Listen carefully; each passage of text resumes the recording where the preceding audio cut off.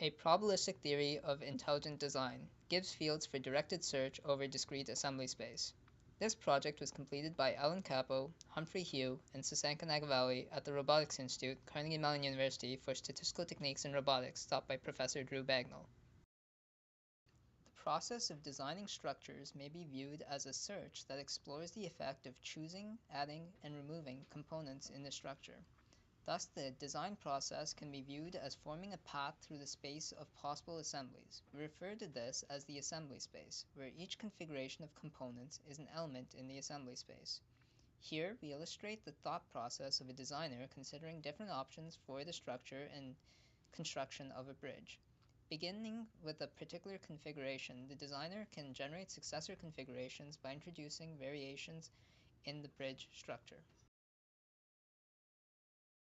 Rather than considering the general class of design problems where there are both choices in components and component interactions, we are interested in a class of discrete design problems where a component is assigned to each position in a fixed lattice.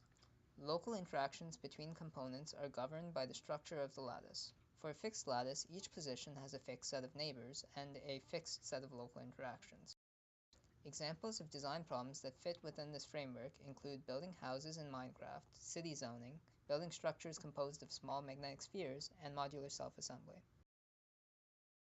For this project, we restrict our problem domain to the design of structures that can be represented by interconnected blocks in a cubical lattice.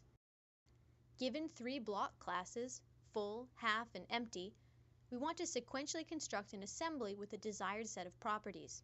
As an example, consider the design of a 2D assembly that maximally fills the space within the lattice, minimizes the number of non-empty blocks, and keeps the center of mass as low as possible. We generate assemblies by modeling the 3D lattice as a Gibbs field and applying the Markov chain Monte Carlo algorithm for sampling. The class, i.e. empty, half, or full, of each block in the lattice is a discrete random variable. By defining various potentials, we can capture the local interactions between neighboring blocks to model physical laws and design heuristics. For example, the approach potentially operates on blocks and their 6 connectivity neighbors, and captures the ability for one block to locally support another block. Each block class is given a different support score by the potential, with empty blocks providing no support and full blocks providing the most support. The contributions of the bottom and top neighbors are weighted 3 times more than side neighbors. In this example, we show how the central block class, base scores, and neighbor scores are used to compute the support potential for a single block in the lattice. First, we compute the total score as the sum of the products of corresponding base and neighbors. The potential is then computed as 1 minus e to the negative k times the score, where k equals 1 for full blocks and k equals 2 for half blocks.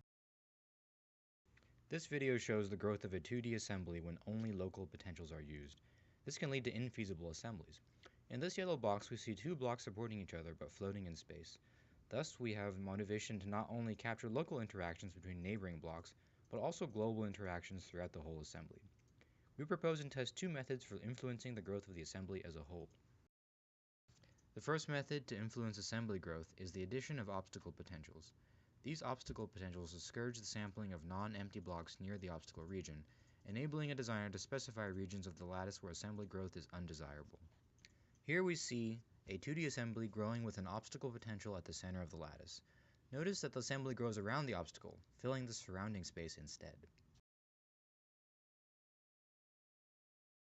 The second method to influence assembly growth is the use of a graph search technique to order the expansion of successor assemblies and to enable one-step backtracking when a poor successor is chosen. First, we define a cost function for a complete assembly A as a weighted sum of various cost terms. As captured within the first cost term, assemblies with a center of mass closer to the bottom center of the lattice have a lower cost. The second cost term rewards the assembly for placing non-empty blocks higher in the lattice. In the third term, consider the length of the path to the bottom of the lattice from every non-empty block in the assembly. The ground height cost penalizes assemblies for which the sum of these path lengths is larger. Finally, assemblies with fewer blocks have a lower cost. Search begins with an initial assembly denoted here as A0. This assembly is inserted into the priority queue. Then, for a user-specified number of search iterations, we first retrieve the best assembly, making sure to re-add it to the queue, and then generate a number of successor candidates as follows. First, we apply Markov chain Monte Carlo sampling to a copy of the retrieved assembly to generate successor candidates. For each of the samples, we verify that there exists a path to the base of the lattice from each non-empty block in the assembly. Candidates that fail this check are discarded, and the remaining candidates are added to the priority queue. When the search concludes, the top of the queue is returned as the best assembly found so far. In this video, we show the growth of an assembly with the directed search approach. Full blocks form a foundation at the bottom of the lattice, while half blocks form a fork-like tower. This keeps both the number of non-empty blocks and the center of mass of the structure low. We now have local potentials to capture support interactions, obstacle potentials to guide the search away from specified regions of the lattice, and global assembly costs to order successor evaluation. We present here 4 different videos for 4 different sets of obstacle potentials. The same local potentials and global cost are used for all 4 videos. As shown in each video, a variety of different assemblies can be generated, including bridge and tree-like structures. We have shown that Gibbs field potentials can effectively encode local aspects of physical laws and design heuristics. Further, graph search techniques are better for optimizing over global costs, and sampling successors allows for a small memory footprint. Finally, design is iterative, so incorporating goal-oriented heuristics would enable multi-step backtracking. Thank you, and please refer to our report for further details.